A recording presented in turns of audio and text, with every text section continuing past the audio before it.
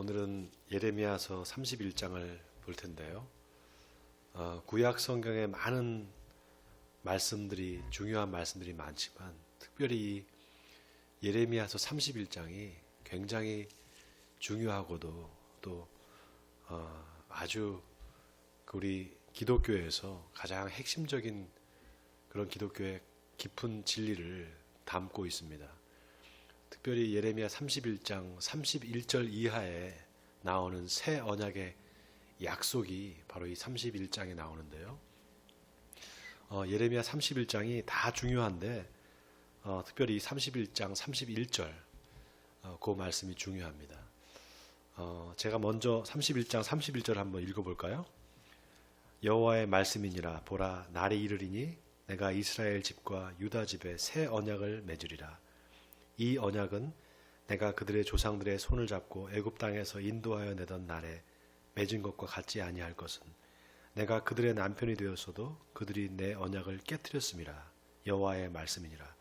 그러나 그날 후에 내가 이스라엘 집과 맺을 언약은 이러하니 곧 내가 나의 법을 그들의 속에 두며 그들의 마음에 기록하여 나는 그들의 하나님이 되고 그들은 내 백성이 될 것이라. 여호와의 말씀이니라.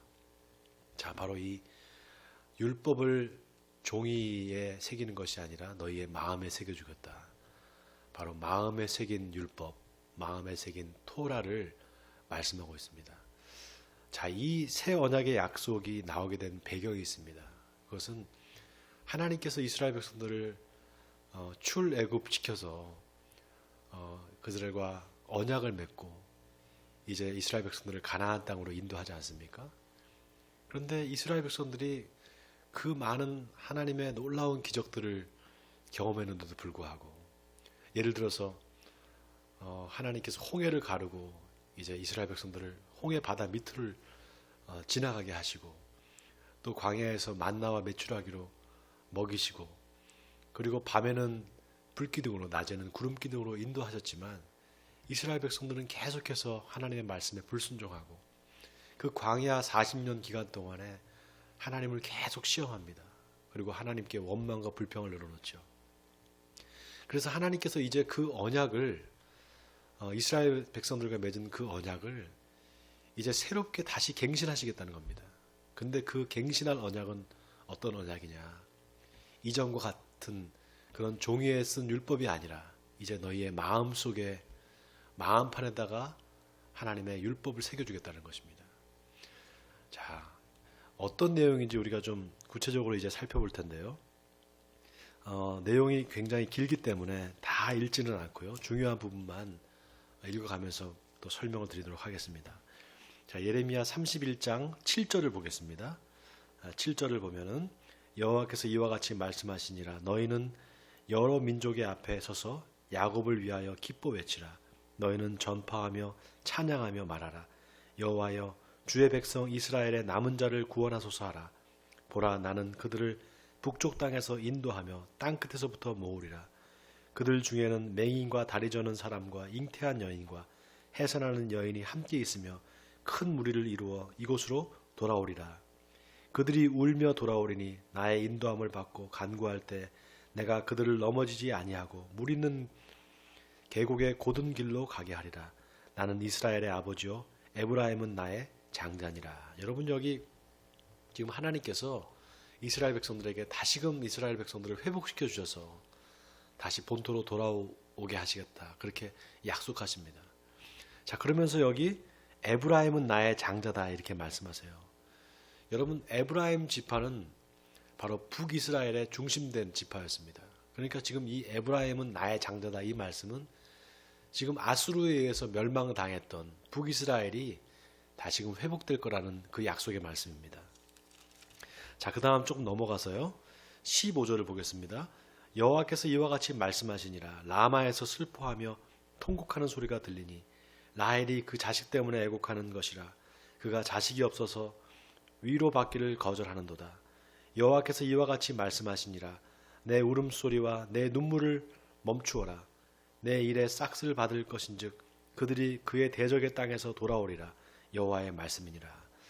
여러분, 여기 라헬이 나옵니다. 라헬은 누굽니까? 바로 야곱의 부인이었죠. 요셉과 베냐민을 낳았던 그 라헬, 그러니까 요셉의 야곱의 부인이었던 그 라헬이 지금 애국한다는 겁니다. 왜 애국하는가? 그 자식이 없어져서 애국한다는 거예요. 이 말은 무슨 얘기인가 하면 이스라엘 백성들이 이제 북이스라엘은 아수르에 멸망당하고 남유다는 결국 바벨론에 의해서 멸망당하잖아요. 그렇게 라헬이 낳은 자식들이 이스라엘 백성들이 멸망당해서 정말 포로로 잡혀가는 모습을 보면서 라헬이 지하에서 일어나서 정말 통곡하며 운다는 겁니다. 근데 그 통곡하는 그 마음이 바로 하나님께서 이스라엘을 향한 그 안타까운 마음이라는 사실을 지금 라헬의 그 통곡을 빗대어서 지금 하나님께서 말씀하시고 계시는 거죠. 그만큼 하나님께서 이스라엘 백성들을 사랑하셨다는 거죠. 자, 그런데 여러분 이 라헬의 이야기가 어디 또 나오는가 하면 마태복음 2장에 보면 나옵니다. 마태복음 2장에 보면 예수님이 태어나셨을 때 그 베들레헴에 있던 2살 이하의 아이들을 그 헤롯 왕이 다 죽여버립니다. 예수님을 이제 예수님이 태어났다는 소식을 듣고 동방 박사들이 헤롯 왕을 찾아왔을 때 헤롯 왕이 자세하게 물어보잖아요. 그 동방 박사들이 어디를 갈 거냐고. 그러니까 동방 박사들이 지금 이스라엘의 왕으로 나시니가 있다. 자기들이 그를 경배하러 간다 그러니까 만나거든. 자기한테도 그 어디서 태어나는지를 알려달라고 말하잖아요. 그래서 그걸 알려주면 이제 가서 죽이려고 했던 거죠. 그래서 그 베들레헴에서 태어난다는 얘기를 듣고 메시아가 베들레헴에 태어날 거라는 그 예언을 듣고선 베들레헴의 지경에 태어났던 2살 이하의 어린아이들을 다 죽이는 겁니다. 그때 바로 이 말이 나옵니다. 베들레헴 지경에 살던 수많은 사람들, 태어난 아기를 빼앗겨서 죽임을 당했던 그 엄마들이 라헬의 심정에 대해서 이제 통곡한다는 거죠. 자, 하나님께서 지금 예레미야를 통해서 말씀하시는 내용은 그렇습니다. 이스라엘 백성들이 하나님의 자녀임에도 불구하고 저들이 불순종해서 포로로 잡혀가서 70년 동안 정말 종살이를 하고 나중에 돌아오게 될 때, 그때 하나님께서 그 라헬의 심정으로 저들을 안타까운 심정으로 바라보고 계셨고, 또 결국은 이제 돌아오게 될 때는 하나님께서 저들을 축복하셔서 다시금 회복 주시겠다는 약속을 하고 있는 거죠. 자, 그래서 여기 27절로 좀 넘어가 보겠습니다. 27절에 가면 여호와의 말씀이니라. 보라, 내가 사람의 씨와 짐승의 씨를 이스라엘 집과 유다 집에 뿌릴 날이 이르리니 깨어서 그들을 뿌리 뽑으며 무너뜨리며 전복하며 멸망시키며 괴롭게 하던 것과 같이 내가 깨어서 그들을 세우며 심으리라. 여호와의 말씀이니라. 그때 그들이 말하기를 다시는 아버지가 신포도를 먹었으므로 아들들의 이가 시다 하지 아니하겠고 신포도를 먹는 자마다 그의 이가 신 것 같이 누구나 자기의 죄악으로 말미암아 죽으리라. 여러분, 여기 아버지가 신포도를 먹으니까 아들의 이가 시리다, 이 말은 죄가 이렇게 대를 이어서 이어지고 하나님께서 죄를 아버지가 잘못한 죄를 아들도 받게끔 그렇게 하신다는 그런 뜻을 갖고 있습니다. 그러니까 이스라엘 백성들이 어떤 마음을 갖고 있는가 하면 어떤 누가 잘못해서 이제 그 죄를 지어서 하나님께 벌을 받으면 그 아들들까지도 그 아버지의 죄 때문에 고통받는다는 그런 생각들을 갖고 있었습니다. 그런데 하나님께서 그게 아니라는 거예요. 이제 그런 것이 아니라 그렇게 아버지가 신포도를 먹으니까 아들들의 이가 시리는 그런 죄를 연좌해서 부과하고 그 처벌을 내리는 그런 것이 아니라 이제 각자 자기가 죄를 지은 거에 대해서 그 죄값을 자기 스스로 치르고 그걸로 끝이지 대로 이어서 그 죄가 이어지지는 않을 거다, 이 말입니다. 그러면서 뭐라고 말씀하시는가? 자, 오늘 중요한 말씀 31장 31절입니다. 새 언약의 말씀인데요. 여호와의 말씀이니라. 보라, 날이 이르니 내가 이스라엘 집과 유다 집에 새 언약을 맺으리라. 자, 이 언약은 유다 백성들을, 이스라엘 백성들을 출애굽해서 가나안 땅으로 인도할 때 그때 맺었던 시내산 언약과는 같지 않을 거라는 겁니다. 그 언약은 뭡니까, 여러분? 시내산 언약은 축복과 저주의 언약이죠. 이스라엘 백성들한테 율법을 알려주고 그 율법을 행할 때 율법에 순종하면 복을 받고 율법을 어기고 불순종하면 벌을 받을 것이다.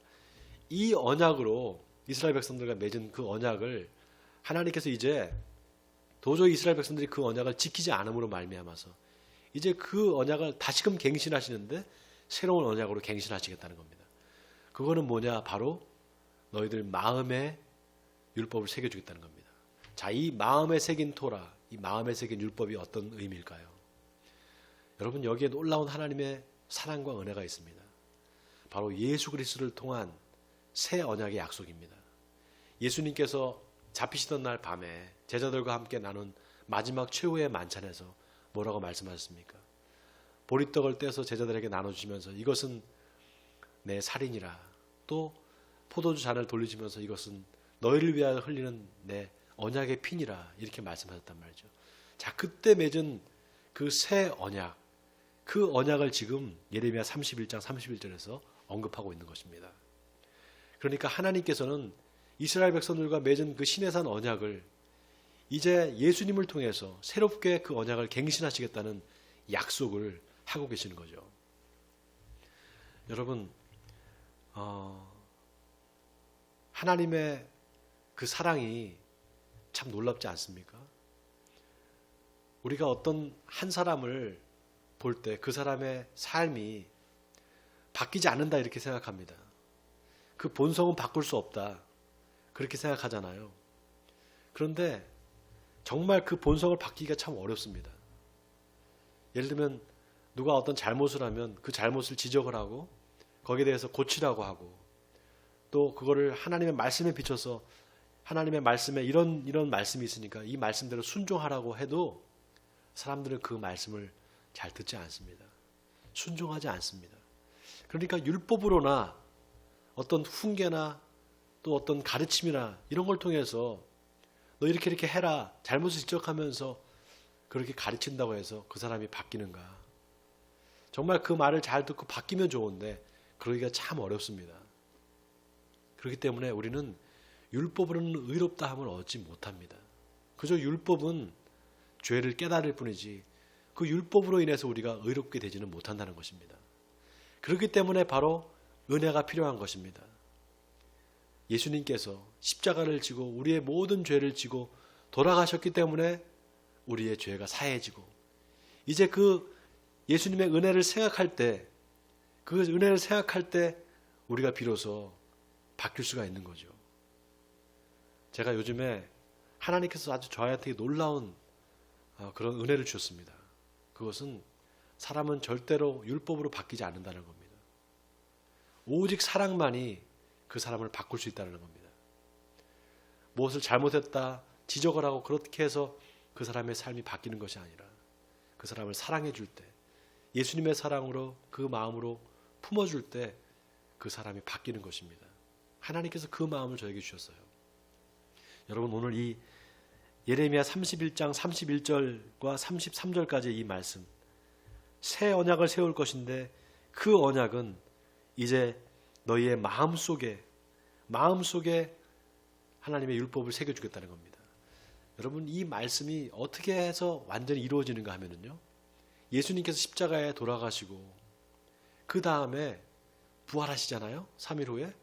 그리고 40일 동안 제자들과 함께 계시다가 이제 하늘로 승천하시면서 이제 며칠 안 있어서 너희에게 성령을 보내주겠다.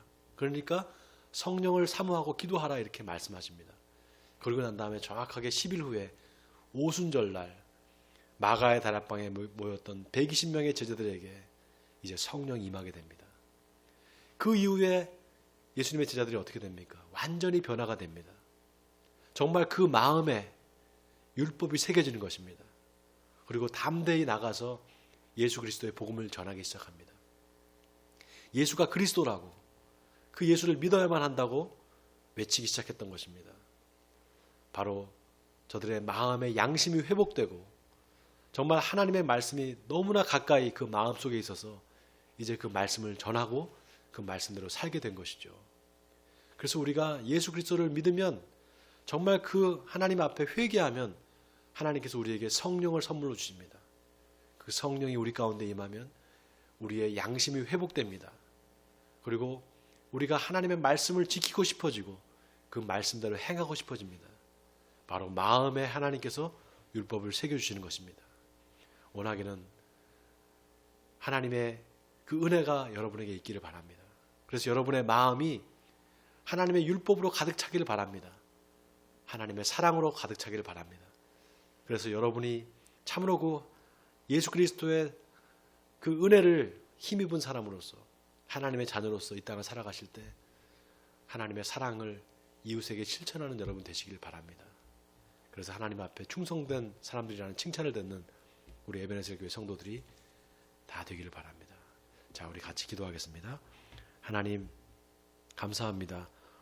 오늘 이스라엘 백성들이 참으로 그 율법을 지키기가 어렵다는 것을 아시고 하나님께서 친히 당신이 십자가에 돌아가심으로 말미암아 그래서 우리의 모든 죄를 사해 주시고 우리에게 은혜를 주심으로 말미암아 우리가 그 율법을 지킬 수 있게 하시니 감사드립니다. 이제 우리는 마음에 새긴 그 율법을 따라서 회복된 양심을 따라서 이제 하나님의 말씀을 순종하는 사람들이 되었습니다. 아버지 하나님, 우리가 은혜를 받은 그 하나님의 놀라운 은혜를 받는 사람들로서 이 땅을 살아가면서 더욱더 사람들을 사랑하고 이해하고 저들을 마음에 품고 예수 그리스도의 마음으로 저들을 사랑할 수 있는 우리 모두가 되게 해주옵소서. 그래서 남을 판단하고 정죄하기보다는 사랑하고 덮어주고 저들에게 하나님의 사랑을 증거할 수 있는 우리 에베네셀 교회 성도들이 다 되게 해주옵소서. 이 모든 말씀 우리 주 예수 그리스도 이름으로 기도하옵나이다. 아멘.